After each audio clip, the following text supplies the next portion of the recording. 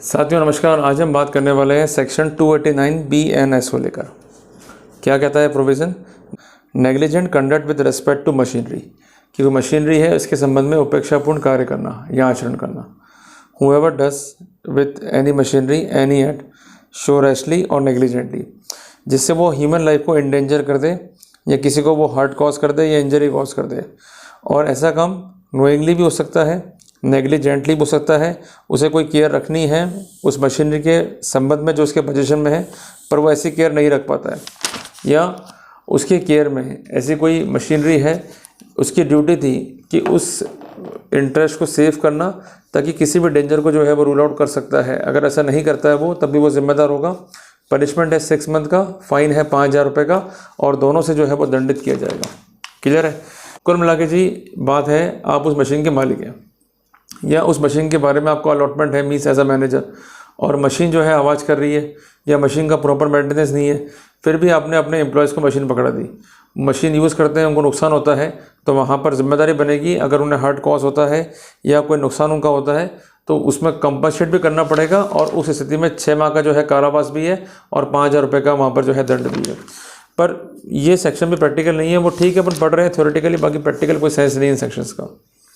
Negligent conduct with respect to pulling down, repairing और constructing buildings. Whoever in pulling down, एक pulley होती है ना, उस पर कोई चीज़ घूम रही है, तो जो कोई पुलिंग डाउन करने की स्थिति में या रिपेयर करने की स्थिति में या कोई कंस्ट्रक्शन कर रहा है किसी बिल्डिंग में, नोइंगली और नेग्लिजेंटली ओमिट करता है to take such measure with that building as sufficient to guard interest of any probable danger to human life from the fall of that building or of any part thereof shall be punished with imprisonment of either description, जहाँ punishment जो है 6 month है और fine जो है 5,000 रुपये। कुल मिला के जी आप रिपेयर कर रहे हैं बिल्डिंग की या कंस्ट्रक्शन कर रहे हैं बिल्डिंग का, या कोई पुली चढ़ रही है उससे कोई माल उतर रहा है या माल ऊपर जा रहा है। अब उस कंडीशन में जो है आपने ध्यान नहीं रखा और आपकी लापरवाही से रिपेयर करते हुए कोई पार्ट गिर गया, या कंस्ट्रक्शन करते हुए कोई पार्ट गिर गया, या पुलिंग करते हुए कोई पार्ट जो है गिर गया, जिससे ह्यूमन लाइफ जो है इंडेंजर हो गई, तो उस स्थिति में आपकी जिम्मेदारी बनेगी और वहाँ पनिशमेंट है 6 मंथ का और फाइन है वहाँ 5,000 रुपये का। इसका छोटा सा अपन एग्जांपल कह लेंगे कि मान लीजिए कई लोग होते हैं ठेकेदार जो पैसे बचा लेते हैं, जो सेफ्टी मेजर नहीं रखते हैं। अल्टीमेटली वो लोग क्या करते हैं कि अपने कंसर्न्ड मजदूरों को और जो आम जन है उनकी लाइफ को खतरे में डाल देते हैं। अगर ऐसा कर रहे हैं और खतरे की स्थिति वहाँ पैदा हो गई और ख़तरा वहाँ पर हो गया, इंडेंजर हो गई ह्यूमन लाइफ, क्योंकि जब वो काम कर रहे हैं तो उनसे लापरवाही हो गई, और जो एक प्रोटोकॉल रखना था भाई ये पत्थर नीचे नहीं गिरे या कोई मटेरियल जो है नीचे नहीं गिरे, पर वो गिर गया, जिससे किसी के सर पे लगा या किसी के बॉडी पार्ट पे लगा तो उसका नुकसान हो गया, तो ऐसी स्थिति में जो कंसर्न व्यक्ति है कॉन्ट्रैक्टर वो जिम्मेदार हो जाएगा, क्योंकि उसने लापरवाही वहाँ पर करी। ये सेक्शन में प्रैक्टिकल नहीं है। ओके, हमारी कंट्री में चाहे पत्थर बेच रहे हो चाहे गिट्टियाँ बेच रही हो, जनता को फर्क नहीं पड़ता। ओके, नेता ये कहता है कि हम अच्छी सड़क देंगे, अच्छा पानी देंगे, अच्छा एटमॉस्फेयर देंगे, बारिश होती है सड़क टूटती है तो लोग उसी खड्डों में जाना पसंद करते हैं। ऐसी मूर्खतापूर्ण जो है लोग हरकतें करते हैं। कुल मिला के बात समझिए कि जो ये सेक्शन लिख दिया ना, ये लिखे उन्होंने फॉरेन कंसेप्ट के हिसाब से, पर इंडिया में कैसे काम चलेगा? अब पड़ोस में जो है मकान बन रहा है किसी का, वो गलत सड़क बना रहा है, उसका नक्शा है या नहीं है, कंस्ट्रक्शन करते हुए जो सेफ्टी मेजर्स है उसका ध्यान रखा नहीं रखा, कौन ध्यान देता है इसके ऊपर, कौन चर्चा करता है उससे? और अगर आप कोर्ट चले भी जाओगे तो कौन सी कोर्टें सुन लेंगी आपको? तो कुल मिला के सिस्टम है सत्यानाश। अब जो सेक्शन हमारे काम के हैं उन पर अपने को ध्यान देना पड़ेगा, जो काम के नहीं है उसको अपने को अवॉइड करना पड़ेगा। पर वकालत करो हमेशा डिफेंस की। प्रोसिक्यूशन भले ही मजबूत दिखाई देता है, बट प्रोसिक्यूशन अल्टीमेटली हारता है, क्योंकि मजबूत डिफेंस के सामने प्रोसिक्यूशन जो है क्षेत्र को रक्षित करने में या प्रॉपर डिफेंड करने में जो है असमर्थ रहता है। इस बात को जो है मांग के चलना। क्लियर है? Negligent conduct with respect to animal, कि जो कोई भी नोइंगली या नेग्लिजेंटली ओमिट करेगा टू टेक मेजर्स, जिससे वो अपने एनिमल का प्रॉपर जो है सेफगार्ड नहीं कर रहा है और ह्यूमन लाइफ पर इंडेंजर जो है बढ़ा रहा है, या कोई ग्रीवियस हर्ट ऐसा एनिमल कॉज कर सकता है उस स्थिति को जो है बढ़ा रहा है, तो वहाँ पर ये पनिशमेंट जो है 6 मंथ का है और वहाँ पर फाइन भी होगा और 5,000 रुपये से इसको जो है दंडित भी किया जाएगा। पर आप मेरी बात समझो, ये प्रैक्टिकल पोजीशन कहाँ पर है कि आपके घर में मान लीजिए कुत्ते हैं और आपकी ड्यूटी क्या है कि उनके जो मुंह है उस पर आप रखेंगे डॉग गार्ड करके, उनको प्रॉपर जो है बांध के रखेंगे, आप नहीं रखते हैं और उनको जो है आपने खुला छोड़ा हुआ, किसी की लाइफ को एंडेंजर कर रहे हैं, और ऐसा फैक्ट सामने आता है कि भाई ऐसा आदमी ये कर रहा है, या किसी के पीछे जो है कुत्ते भगा दिया आपने और वो काट रहे हैं भले, बट ह्यूमन लाइफ को एंडेंजर कर रहे हैं, उसकी जो संभावना उसको बढ़ा रहे हैं, तो वहाँ पर जो है जिम्मेदारी बनेगी। और ऐसे कुत्ते अगर संभावना बढ़ाते हैं ग्रीवियस हर्ट की भी, तो वहाँ पर भी जिम्मेदारी बनेगी। पनिशमेंट है 6 मंथ का और वहाँ पर फाइन भी होगा और दोनों स्थितियों में वहाँ पर जो है दंडित किया जाएगा। नॉट अ प्रैक्टिकल सेक्शन, वही है कि ठीक है अपन पढ़ रहे हैं एग्जाम के हिसाब से, बाकी ये प्रैक्टिकल सेक्शन नहीं है। Punishment for public nuisance, public nuisance के वो केसेस जो डिफाइंड नहीं है यहाँ पर, वहाँ पनिशमेंट जो है सिर्फ 1000 रुपीज़ का है, वो है सेक्शन 292 में BNS में। अब आता है सेक्शन 293 BNS का, continuance of nuisance after injunction to discontinue, कि जो कोई भी न्यूसेंस कंटिन्यू रखता है अगर कोर्ट ने जो है इंजंक्शन पास कर दिया है उसके बावजूद भी, तो उस स्थिति में वो एक दंडनीय अपराध होगा और वहाँ पर सिंपल इम्प्रिजनमेंट है 6 मंथ का और फाइन है 5000 रुपये का। बट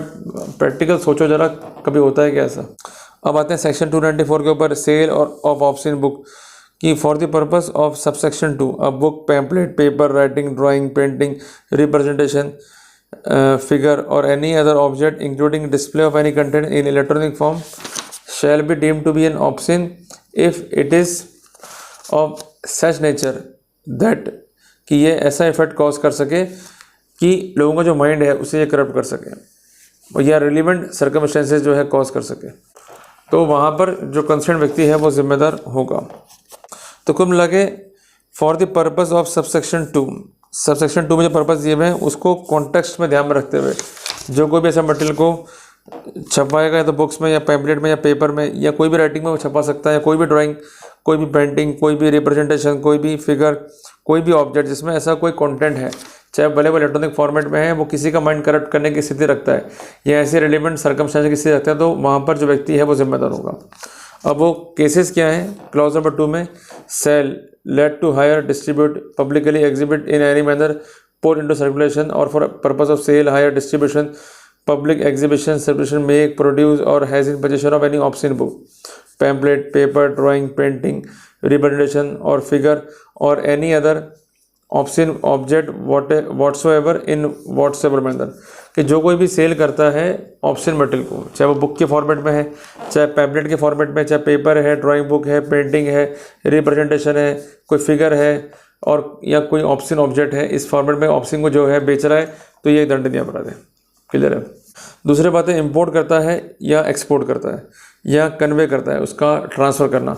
किसी ऑब्ससीन ऑब्जेक्ट को, जिससे उसको ये बिलीव है कि अल्टीमेटली ये सोल्ड होगा या किराए पे दिया जाएगा या डिस्ट्रीब्यूट होगा या पब्लिकली एग्जिबिट होगा, और इस मैनर के तहत ये आम जन की निगाहों में आ जाएगा, तब भी जो है वो जिम्मेदार होगा। कुल मिला के जी, नग्नतापूर्ण जो चीज़ें हैं, जैसे मान लीजिए कोई पुतला है, ठीक है जी, उसको लगा दिया, अब उसके जो बॉडी पार्ट्स हैं, जेंटल पार्ट्स हैं, वो एक्सपोज हो रहे हैं, तो ऐसा करप्ट जो है एक संदेश जाएगा उससे कि भाई ये एक ऑब्सेस जो है मार्केट में फैल रहा है, it is going to be circulated. अब कुल मिला के जी, आप रामाजी राव कभी गए हो फिल्म सिटी, वहाँ पर जाओगे तो जिज्ञासा झरना है आपको, कभी खजुराहो जाओ, आपको दिख जाएंगे बहुत सारी चीज़ें। क्लियर है। कॉमनली को लोग झांकी भी कहते हैं। अब जाके देखो उस चीज़ को, क्या लगेगा आपको कि भाई ये पोजीशंस बनी हुई है वहाँ पर कामा सूत्र की, या पोजीशन बनी हुई है कॉम्प्रोमाइजिंग की, या कोई नेकेड सीन जो है आपको दिखाई दे जाएगा। बट ये सब पागलपने की बातें, मैं साफ साफ कह रहा हूँ भाई, बेसिकली इन चीज़ों से कोई भी ऑप्शन नहीं होता है। ऑप्शन का ऑब्जेक्ट कब होता है कि जब आप कोई चीज़ ऐसे दिखाना चाह रहे हो कि जो टेक्निकली माइंड को जो है करप्ट कर दे। भाई बेसिकली मान लो कि एक लड़का लड़की बैठे हुए हैं, अब वो ब्लू फिल्म देख रहे हैं, तो क्या ये ऑप्शन का सॉल्यूशन होगा? कॉमन सेंस की बात है, नहीं होगा, क्योंकि वो प्राइवेटली एक्ट कर रहे हैं। आपका अगर कोई ऐसा एक्ट है जिसमें आप पब्लिकली ऑप्शन को कर रहे हो सर्कुलेट, तो वहाँ पर आपको मिला के पब्लिक माइंड को जो है करप्ट कर रहे हो। मीन्स आप स्कूल के बाहर खड़े हो गए एक पैम्पलेट लेके या किताब लेके, और वो इस किताब में जो है नग्न सीन है, वो आप बच्चों को दे रहे हो या किसी व्यक्तियों को दे रहे हो जो वहाँ से निकल रहे हैं स्कूल से, तो कुल मिला के आप क्या कर रहे हो? उनके माइंड को करप्ट कर रहे हो। इसमें यहाँ कहीं भी यूज़ नहीं है कि it is going to be for the purpose of any consideration. स्थिति क्या है कि it might be used for sale, it might be used for hiring, कि किसी को आपने हायर कर दिया, it might be used for distribution, it might be used for public exhibition, it might be used for doing anything by which that option might be put into circulation. और अगर ऐसे purpose के लिए इसमें sale, hire, distribution, public exhibition, circulation जो है शामिल है, जिससे ऐसे ऑप्शन जो है वो पब्लिकली एक्सपोज हो जाए, तो वहाँ पर जिम्मेदारी जो है बन जाएगी। क्लॉज नंबर 2 में है इंपोर्ट करना, एक्सपोर्ट करना या कन्वे करना ऐसे ऑप्शंस को, तो वो जिम्मेदारी बनाएगा। टेक पार्ट इन और receive profit from any business in course of which he knows और reason to believe that any obscene object are going to be produced, purchase, kept, imported, exported, conveyed, publicly exhibited और in any manner put into circulation, की कोई भी manner है जिससे ये cell हो रहे हैं या हायरिंग हो रहा है या सर्कुलेशन में आ रहे हैं या एग्जिबिट हो रहे हैं, इंपोर्ट हो रहे हैं, एक्सपोर्ट हो रहे हैं, इससे बना प्रॉफिट और उसका आपने कोई हिस्सा ले लिया, तब भी जो है आपकी जिम्मेदारी बन जाएगी, भले आपने कोई एक्टिवली पार्टिसिपेशन नहीं किया हो। इसके अलावा एडवर्टाइज करना किसी माध्यम से, तो उस कंडीशन में जो व्यक्ति ऐसे एडवर्टाइजमेंट में एंगेज्ड है या ऐसे ट्रेड में जो है एंगेज्ड है, तो वो भी जो है जिम्मेदार होगा। अगर ऐसा बिजनेस या ऐसा ट्रेड जो है ऑप्शन को फैलाने में जो है जिम्मेदार है, उन्हीं मैनर्स में जो डिफाइंड है क्लॉज नंबर ए और बी में, या ऐसा ऑफर करना या उसका अटेंड भी जो है इसमें शामिल है। तो वहाँ पर अगर पहला इम्प्रिजनमेंट है तो वहाँ पर कन्विक्शन है 2 ईयर्स का और फाइन जो है 5,000 रुपये का है, और वापस से कन्विक्शन हो गया आपको दूसरी बार, तो वहाँ पर ये जो फाइन है वो हो जाएगा 10,000 रुपये और पनिशमेंट हो जाएगा वहाँ पर 5 ईयर का। पर ये तो है सामान्य बात है प्रोसिक्यूशन की। अब डिफेंस वाली बात क्या होगी, एक्सेप्शन में क्या आएगा, this section does not extend to book, pamphlet, paper, writing, drawing, painting, representation or figure the publication of which is proved to be justified for public good on the ground that such book, pamphlet, paper, writing, drawing, painting, representation or figure is in the interest of science, literature, art, learning or any other purpose। अब जी कुल मिला के बात यह है कि आप किसी दुकान पर जाओ, वहाँ पर कोई किताब पढ़ी है साइंस की और खासकर किताब है ह्यूमन एनाटॉमी की और उसमें डिस्कस कर रखा है जेनिटल वाले पार्ट्स को, तो वहाँ पर सब कुछ एक्सपोज्ड है। बट चूँकि ऐसी बुक का छपना जस्टिफाइड है for the purpose of science, तो वहाँ पर ये सेक्शन जो है लागू नहीं होगा। अब बात है लिटरेचर और आर्ट की, कि बुक है काम शास्त्र की, उसमें भी क्या है सीन दिखा रखे हैं, तो वहाँ पर जस्टिफाइड है। इसके अलावा लर्निंग पर्पज़ है कि भाई आप चले गए किसी संस्थान में जहाँ पर लर्न कराया जा रहा है कि भाई ये बॉडीली एक्सपोजर है और इस तरह से कोई वर्कआउट होगा, तो ऐसे जो है एक्सपोजर चाहिए और इस तरह के एक्सपोजर करने से ही हम उसमें प्लस पॉइंट जो है ऐड कर सकते हैं। उदाहरण के लिए मान लीजिए कोई सेक्स एजुकेशन का लेक्चर है वो रिकॉर्ड करना है, तो उसमें अगर नेकेड सीन को रिकॉर्ड किया जा रहा है तो उस स्नैरियो में वो सीन रिकॉर्ड होगा for the purpose of selling, but ultimately उसका पर्पस क्या है कि हम एक लर्निंग प्रोसेस जनरेट कर रहे हैं और सेक्स एजुकेशन जरूरी है, सुप्रीम कोर्ट ने भी कहा है, तो उस स्नैरियो में ये पब्लिकेशन जो है जस्टिफाइड है। क्लियर हो गया अब तो आपको। अब आते हैं क्लॉज नंबर बी के ऊपर कि ये सेक्शन कहाँ लागू नहीं होगा, कोई एंशियंट जो है स्मारक है, कोई प्राचीन स्मारक है वो बनी हुई है और वो किसी एक्ट से जो है गवर्न हो रही है जो कि ऐसे स्मारक के रक्षा मतलब उसके अस्तित्व की रक्षा के लिए बने हुए हैं, तो वहाँ पर ये धारा जो है लागू नहीं होगी। जैसे मैंने आपको बताया ना अभी रामाजी राव का एग्जाम्पल लेके, उसमें आप जाओगे तो आपको ये सीन देखते रहेंगे, आप खजुराहो जाओगे वहाँ सीन देखते रहेंगे आपको। तो ये जो स्मारक हैं अगर प्रोटेक्टेड हैं तो उस सिनेरियो में ये सेक्शन जो है लागू नहीं होंगे। या कोई टेम्पल है या कोई कार है जो कि यूज़ हो रही है for the purpose of transportation और उसका जो अल्टीमेट पर्पस है वो रिलीजियस है, तो वहाँ पर ये चीज़ लागू नहीं होगी। जैसे मान लीजिए कोई देवी देवता की फोटोग्राफ है और वो नेकेड है, तो it is use for the purpose of religious, तो उसको किसी टेम्पल में रखा जा रहा है या किसी ट्रांसपोर्ट मोड का यूज़ करते हुए उसको ट्रांसपोर्ट किया जा रहा है, तो वहाँ पर उस सिनेरियो में ये सेक्शन जो है लागू नहीं होगा। तो ये है सेक्शन 294 ऑफ BNS। अब अपन लास्ट पढ़ेंगे सेक्शन 295 ऑफ BNS, फिर वहाँ इसको अपन जो है कंक्लूड करने की स्थिति में होंगे। Sale of option object to child, कि जो कोई भी सेल करेगा या हायर करेगा, डिस्ट्रीब्यूट करेगा, एग्जिबिट करेगा, सेटमेंट करेगा किसी चाइल्ड को ऐसी ऑप्शन जो कि रेफर्ड है सेक्शन 294 में, तो उस कंडीशन में उसका अटेंड भी जो है दंडनीय अपराध होगा। और जो इम्प्रिजनमेंट है ऑन फर्स्ट कन्विक्शन वो है 3 ईयर और फाइन है वहाँ पर 2,000 रुपये, और सेकंड कन्विक्शन जो है वहाँ पर है 7 ईयर इम्प्रिजनमेंट और फाइन है वहाँ पर 5,000 रुपये। तो बहुत सिंपल सी बात है जी, 295 एक तरीके से एक्सटेंडेड फॉर्म है सेक्शन 294 BNS का। ये कहता है कि कोई बच्चा है उसको आपने ऐसा कोई मटेरियल दे दिया,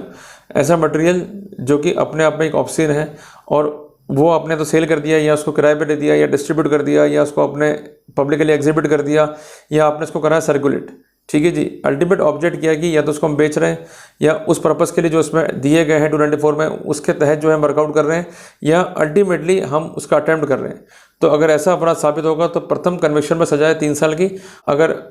कन्विक्ट होकर वापस से जो है अपराध कर दिया तो वहाँ पर कन्विक्शन होगा 7 ईयर का और फाइन होगा वहाँ पर 5,000 रुपये। तो पहले फाइन है 2,000 रुपये, फिर वही फाइन हो गया 5,000 रुपये, ठीक है। तो यहाँ तक जो है आप